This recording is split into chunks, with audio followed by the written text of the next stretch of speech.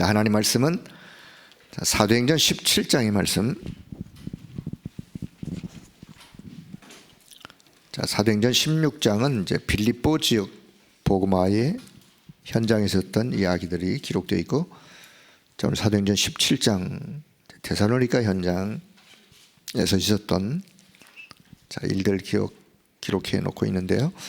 자, 사도행전 17장 1절에서 9절의 말씀까지. 사도행전 17장 1절부터 같이 봅니다. 그들이 암비볼리와 아볼로니가로 다녀가 데살로니가에 이르니 거기 유대인의 회당이 있는지라. 바울이 자기의 관례대로 그들에게로 들어가서 새 안식일에 성경을 가지고 강론하며 뜻을 풀어 그리스도가 해를 받고 죽은 자 가운데서 다시 살아나야 할 것을 증언하고 이르되, 내가 너희에게 전하는 이 예수가 곧 그리스도라 하니 그 중에 어떤 사람 곧 경건한 헬라인의 큰 무리와 적지 않은 귀부인도 고난을 받고 바울과 실라를 따르나, 그러나 유대인들은 시기하여 저자의 어떤 불량한 사람들을 데리고 때를 지어 성을 소동하게 하여 야손의 집에 침입하여 그들을 백성에게 끌어내고자 찾았으나 발견하지 못하매 야손과 및 형제들을 끌고 읍장들 앞에 가서 소리질러 이르되, 천하를 어지럽게 하던 이 사람들이 여기도 이름에 야손이 그들을 맞아 들였도다. 이 사람들이 다 가이사의 명을 거역하여 말하되, 다른 인근 곧 예수라 하는 이가 있다 하더이다 하니, 무리와 읍장들이 이 말을 듣고 소동하여 야손과 그 나머지 사람들에게 보석금을 받고 놓아 주니라. 아멘. 자, 데살로니가 지역에 바울의 제 2차 두 번째 전도 캠프가 진행되는 그런 과정 속에 데살로니가라는 지역에 들어가서 이제 가장 먼저 했던 일은 새 안식일 회당에 찾아 들어가서, 그 회당에 누가 있느냐? 거기 이제 기도하러 오는 사람들, 예배하러 오는 사람들이 있죠. 렘넌트들도 있고. 자, 그들에게 가서 무엇을 증거했다고요? 3절. 그리스도가 해를 받고 그리스도에 관하여 그리스도의 당위성을, 왜 그리스도가 오셔야만 되느냐? 왜 죽으셔야만 되느냐? 왜 부활하셔야 되느냐? 왜 예수가 그리스도냐? 그래서 뜻을 풀어 그리스도에 관한, 내가 여러분에게 전하는 이 예수가 곧 그리스도라고 증거하는. 자, 그랬더니만 두 가지 반응이 일어났어요. 어떤 반응? 4절처럼 경건한 헬라인, 귀부인, 많은 사람들이 그 말을, 바울이 전했던 이 복음을 받아들이는 사람들이 있고, 항시 현장에는 두 부류의 사람이 있어요. 복음을 받아들이는 사람이 있고, 자, 여기 5절부터 보니까 유대인들이요, 그걸 받아들이는 게 아니고 불량배들을 동원해 가지고 와서, 그러니까 지금으로 표현한다면 깽판 넣는 거예요. 불량배들 데리고 와가지고 바울이 지금 복음 전하는 이 일을 방해하는 이런 사람들이 또 한편에는 일어나고, 그래서 야손의 집에, 그런데 하나님은 그런 현장 속에서도 누구를 준비해 놓으셨느냐? 야손 같은 제자를 준비해 놓으셨어요. 야손 같은 제자. 그 야손 같은 제자가, 야손이 바울 팀을 자기가 얻어맞고 돈을, 보석금을 내면서까지라도 바울 전도팀을 보호하고, 그래서 이 바울 전도팀이 데살로니가 지역에서 이렇게 복음 증거하는 어떤 일을 지속해 갈 수 있는, 자, 그런 사건이 이제 사도행전 17장의 사건이에요. 자, 오늘 기도첩 제목은 복음 증거의 당위성. 복음 증거의 당위성. 우리가 왜 복음을 증거해야 되느냐? 복음화의 당위성. 자, 이 제목을 가지고, 자, 서론. 복음과 기도를 알면 지금과 미래에 올 응답을 알게 됩니다. 우리가요, 복음은 인생의 답이요. 인생의 답. 오늘의 답. 기도는 오늘을 위한 기도도 하지만, 기도는 미래를 두고도 기도하죠. 우리가 미래를 두고 기도하는 미래의 답. 여러분, 기도한 대로 내 미래가 펼쳐진다는 생각을 오늘 갖고 기도할 수 있기를 바랍니다. 기도는요, 내 미래, 내가 어떻게 될 것이냐, 우리가 미래에 많은 사람들이 두려움을 갖고 내 미래를 어떻게 하지? 고민할 거 없어요. 만약에 그런 생각이 들거들랑 미래를 두고 기도할 수 있기를 바랍니다.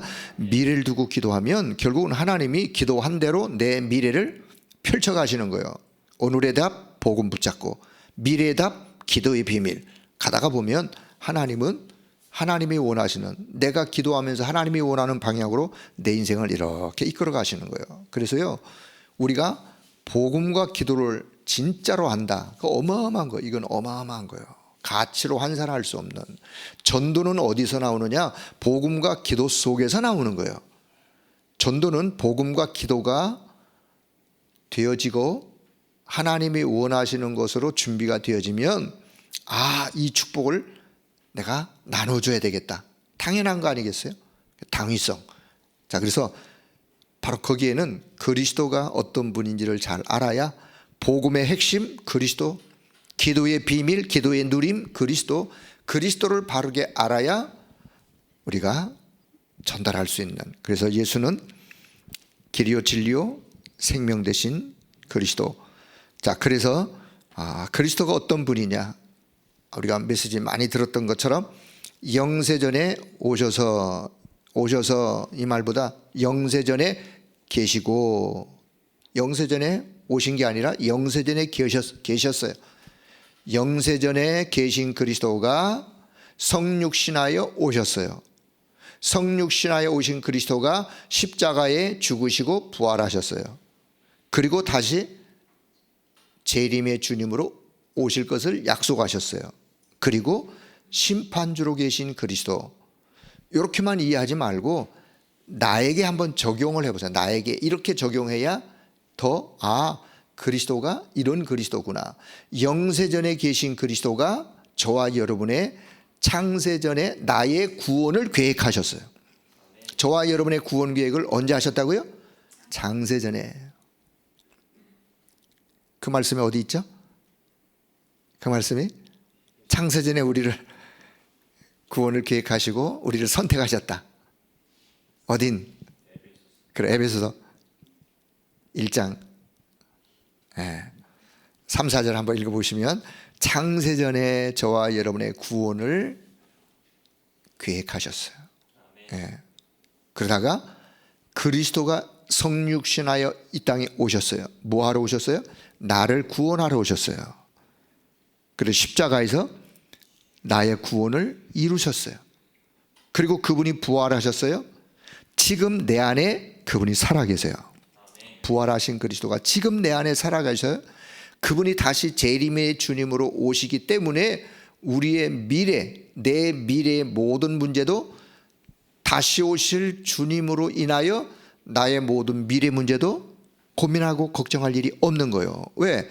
나의 미래의 모든 것을 그분이 오심으로 내 미래의 모든 것들을 다 그분이 이루시는.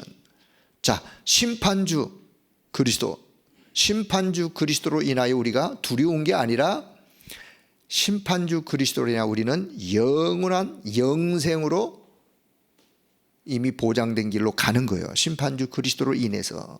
그래서 그분이 영세전에 계셨고, 그분이 성육신하여 오셨고, 그리고 십자가에 죽으시고 부활하셨고, 재림의 주님으로, 심판의 주님으로 약속된 바로 그 그리스도가 길이라는 사실. 그래서 우리의 마지막에 하나님 앞에 갔을 때도, 저와 여러분이 하나님 앞에 이제 어느 날 갈 것인데, 하나님 앞에 갔을 때도 그리스도가 율법이 저와 여러분을 정죄할 거예요. 율법이 뭐라고? 너 이거 이렇게 죄 졌지 않냐? 너 이런 죄 있지 않냐? 이런 거 저런 거. 율법이 저와 여러분을 죄를 참소한다 라고 하듯, 그랬을 때 누가? 하나님 보호자 우편에 계신 그리스도가 변호사가 되어 변호하시는 거예요. 그래? 율법이 정죄해도, 그래? 내가 십자가에서 다 담당했어. 그래서 내가 그 죄를 내가 십자가에서 나의 누구의 죄를 십자가에 내가 담당했어 라고 변호하시면서 우리를 어디로 인도하시느냐? 영생으로, 영원한 축복으로, 영생의 길로 인도하시는 거예요. 그래서 하나님 앞에 섰을 때, 하나님 앞에 갔을 때도 그리스도께서 저와 여러분의 변호자가 되시고, 또 죽어가는, 그래서 죽어가는 자 있다면 그 자에게 뭐가 필요하냐? 그리스도가 필요한 거예요. 복음이 필요한 거예요. 그리고 우리 후대에게 진짜 뭐가 필요하냐? 진리 대신 그리스도가 필요한 거예요. 모든 사람에게 그리스도 복음이 필요하다. 그래서 7망대 여정 이정표가 그리스도의 생명입니다. 핵심은 그리스도의 생명이 그 속에 담겨 있다.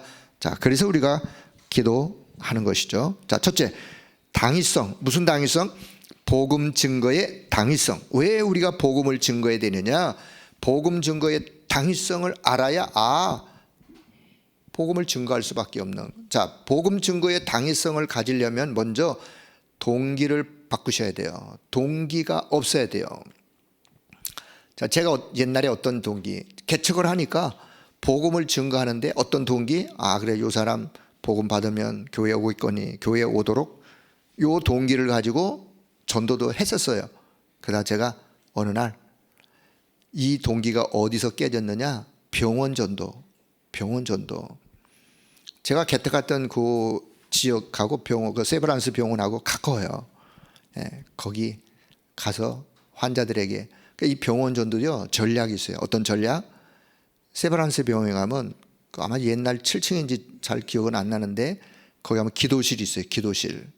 기도실에 가서 그냥 뒤에 가서 이렇게 기도하고 있으면 환자 가족들이 거기 와가지고 막 대성통곡하며 우는 사람도, 울면서 기도하는 사람도 있고 그냥 기도하는 사람도 있고, 뒤에서 그냥 기도하다가 그분 기도 끝날 때까지 기다려요. 끝나면 말을 거는 거죠. 아니, 어떻게 오셨는데요? 어떻게 가족이 아프신데요? 그럼 뭐 우리 가족 누가 그럼 제가 가서 기도해 드리면 안 될까요? 저는 어느 교회 목사인데요. 가서 좀, 왜? 그분은 이미 벌써 신앙생활 하는 분이에요. 거기 와서 기도한다는 분이 뭐 불신자가 와서 기도하겠어요? 와서 기도해 주세요. 환자를 위해서 기도해 달라고 필습니다. 이런 분은 한 분도 없어요. 그럼 이제 자연스럽게 병동으로 가는 거예요. 병동에 가서 이제 그분이 이제 환자, 내 뭐 자녀라든지 가족이라든지, 그러면 이제 몇 마디 대화하고, 그래 제가 기도해 드린 것도 좋은데 예수님이 어떤 분이신지를 알고 기도를 하시면, 그러면서 이제 복음을, 이제 마음이 열렸어요. 기도를 하면 그 옆에 있는 딴 사람이 나도 기도해 주세요. 그러면 그 사람한테, 이래서 이제 병동에 자연스럽게, 그리고 그 부모님한테는 그래요, 내가 다음 주 무슨 요일 날 몇 시에 내가 여기 또 올 테니까 기도실로 오세요. 여기 이제 다락방이에요. 여기 다락방. 자연스럽게 그냥 다락방이 열리는 거예요. 그래서 병원 전도를 하는데 이 사람들이 이제 퇴원이 아니고 퇴원해가 뭐 지방으로도 가면 뭐 우리 교회와는 아무 상관이 없어요. 아무 상관이. 여기서 이제 제가 뭘 발견? 그래, 복음은 어떤 동기를 가지고 복음을 전하는 것이 아니라 정말 이 생명에게 복음이 필요하다라는 거 하나를, 이거를 하나님이 훈련을 시키는 거예요. 제가 거기서 조금 더 올라가면 이제 이화여대가 이대도 크리스찬, 거기도 가면 기도실이 있어요. 그 대학생들이요, 거기 와서 기도하는 대학생들 만나가지고 이제 약속하고 벤치에서 같이 말씀 나누고, 내는 이제 다락방을 하는 거예요. 그들에게 내가 이거 다락방이야 말은 안 했지만, 이런 어떤 현장에 제가 뭘 말씀드리냐? 복음 증거에는 뭘 버려야 된다? 동기를 버려야 된다. 사심을 버려야 된다. 오직 이 사람에게 그리스도의 생명이 필요하다, 그리스도의 복음이 필요하다, 그거 하나만 있으면 돼요. 그러면 내가 비록 복음을 전해서 그분이 복음 받고 뭐 환자가 치유가 되어서 현장으로 이제 지방으로 돌아갈 때 가서 신앙생활 잘 하라고 부탁하고 기도해주고 보내줘. 그는 우리 개척한 교회 안 오지만 하나님은 다른 쪽에서 사람을 보내요 교회에 채우시더라고요. 제가 그걸 확인했어요. 나와 관계도 없는 곳에 사람들을 하나님이 보내시고, 나는 딴 데 가서 전도했는데 하나님은 다른 쪽에 사람들을 보내셔서 교회가 하나씩 세워져 가는 모습을 보면서 그래, 복음 증거는 이런 동기를 버리고 내 마음속에 내 안에 계신 그리스도를 그냥 내가 그냥 이렇게 나눠주면 되는구나. 자, 그래서 동기를 바꿔야 된다. 그리스도께서, 자, 그럼 우리는 현장에서 무엇을 봐야 되느냐? 자, 여기 성경 기록은 안 됐지만, 자, 사도행전 10장 38절. 마귀에 눌린 자. 현장에 보면 어떤 자가 있느냐? 마귀에게 눌려 있는 자. 자, 두 번째는요. 히브리서 2장 15절에 보면 한평생 마귀에게 종노릇하면서 매여 있는 자. 그 자를 놓아주는. 그리고 세 번째 요한일서 3장 8절. 그래서 주님은 마귀를 멸하기 위하여 이 땅에 오신. 현장에서 마귀에게 눌려 있고 일평생 종노릇하는 그 사람, 그 현장에 이런 사람에게 거기로부터 놓아주기 위한, 벗어나도록 하기 위한 동기라면 그 동기를 가지시면 돼요.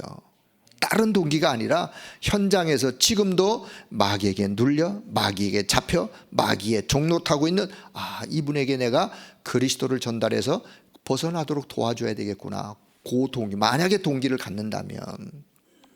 자, 그래서 우리의 믿음의 결론은 영혼 구원이고, 하나님은 우리가 영생을 얻기를 원하세요. 모든 사람이 구원 얻고 영생 얻기를 하나님이 원하시기 때문에 우리의 동기를 바꿔야 되는, 그래서 땅끝까지 복음이 증거된 후에 오시겠다고 약속하신, 그리고 모든 권세 가지시고 그 당위성을 가진, 복음 증거의 당위성을 가진 우리와 함께 하시겠다고 약속하셨고, 그래서 우리는 오직 그리스도만 없는, 요거 하나만 없는, 다른 건 다 있는데 그리스도만 없는, 하나가 없는 이 세상, 거기에 온천하 만민에게 가서 이 복음을 전달하고 나눠줘야 된다는, 바로 이 당위성.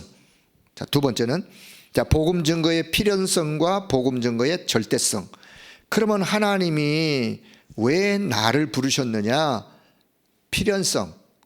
왜 하나님이 그러면 이때 나를 부르셨느냐? 이게 복음의 필연성이에요. 자, 당위성을 내가 알았어요. 당위성을 알면 그래서 하나님이 나를 부르신 거야. 이때 하나님이 나를 부르신 거야. 무엇 때문에? 절대성의 내용을 전달하라고 부르신 거야. 이렇게 복음의 당위성, 현장의 상태, 필연성, 그래서 나를 부르신 거야. 절대성, 그래서 그 현장에 절대적으로 필요한 거는 오직 복음이야 라고 하는 결론. 자, 이런 의미를 가지고, 자, 모든 사람이 하나님을 떠나 원죄 가운데 있기 때문에, 그래서 하나님이 나를 부르셨고, 원죄는 그리스도만이 해결할 수 있고, 자, 절대성, 하나님의 절대 목표는 유일한 그리스도가 전달되어지고 유일한 축복이 그에게 전달되어지기를 원하시는. 그래서 자, 그리스도가 전달되었을 때 마태복음 16장 16절 이하에 베드로에게 약속하셨던 그 축복이 그에게 그대로 임하게 되어지는. 그래서 이 약속한 축복을 아무도 막을 자가 없는. 자, 그렇다면 당연 필연 절대에서 우리가 할 일이 있다면 무엇을 해야 될 것이냐? 동시 당연 필연 절대를 이제 동시적으로 보면서 해야 할 일이 보이는데, 현장에 정확한 복음을 전달해야 되겠구나. 이거를 우리가 새롭게 발견하고 해야 될 일이 있다면, 그래, 현장의 상태가 이런데 내가 현장에 정확한 복음을 전달해야 되겠구나. 자, 이런 마음을 가지고, 자, 그래서 현장에 하나님의 말씀이 전달되어지고, 자, 스데반이 죽어가면서도 현장에서 단 한 번의 메시지를 스데반이 증거하죠. 스데반이 증거한 거는요, 구약의 말씀과 구약의 흐름을 이야기하면서 십자가의 예수 그리스도의 죽으심에 대하여 그냥 한편의 어마어마한 설교를, 메시지를 현장에서, 누가? 스데반이 돌에 맞아 죽어가면서도, 근데 그 현장에 하나님의 절대 계획 가진 여러 사람들이 있었지만 그 가운데 누가 있었느냐? 사울이라는 청년이 있었어요. 사울이라는 청년이 그 현장에서 스데반이 하는 메시지를 듣고, 사실은 돌을 드는 그 일에 앞장을 섰던 거죠. 자, 하나님의 절대 계획. 사마리 성 광야에서 복음을 전달했던 빌립, 에디오피아 내시에게 복음을 증거하는 단 한 번의 기회, 단 한 번의 기회, 마지막 기회. 단 한 번의 기회였지만 마지막 기회. 근데요, 영원한 축복으로 연결되어지는. 그래서 우리는 우리가 해야 될 일이 있다면 당연, 필연, 절대 속에서 내가 해야 될 일, 그래, 정확한 복음을 내가 전달해야 된다라는 사실을 오늘 이 아침 우리 기도 제목 속에 담고, 하나님 나에게 이 귀한 복음 주신 거 감사합니다. 복음의 당연성, 복음 증거의 당연성, 그래서 나를 부르신 필연성, 그래서 내가 정말 절대적으로 전달해야 될 것을 다시 알고 정확한 복음을 내가 전달할 이 흐름 속에 있다는 사실을 오늘 이 아침 감사하시면서 여러분 기도 속에 담기를 축복합니다. 자, 결론. 그래서 복음 증거에는 이유가 없어요. 내가 왜 복음 증거해야 돼? 이유가 없어요. 왜요? 진짜 이유를 알기 때문에.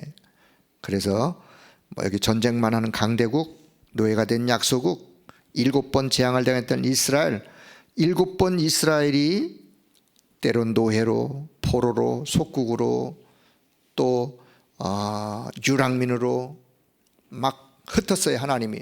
왠지 이유를 딱 하나 이유를 들라면, 가장 먼저 이스라엘이 복음을 받았는데 이 복음을 전달하지 않기 때문에 하나님은 강제로 노예로 보내고, 포로로 보내고, 속국으로 보내고, 유랑민으로 보내고, 흩어서 보내는데 그 속에 누가 담겨 있느냐? 0.1%의 렘넌트가 담겨 있는 거예요. 0.1%의 복음의 진가를 아는, 포로로 갔던 다니엘, 종으로 끌려갔던 애굽의 요셉 같은 그런 소수가 0.1%, 사실 0.0001%일 수도 있어요. 표현하기 그냥 0.1 소수가 그 속에 담겨 있다. 여러분, 오늘의 이 세상의 현장, 흑암 현장에 저와 여러분을 하나님이 0.1%의 복음 가진 자로 남겨두셨다면 그 자를 이름하여 남은 자, 렘넌트, 구루터기라고 표현하는 거예요.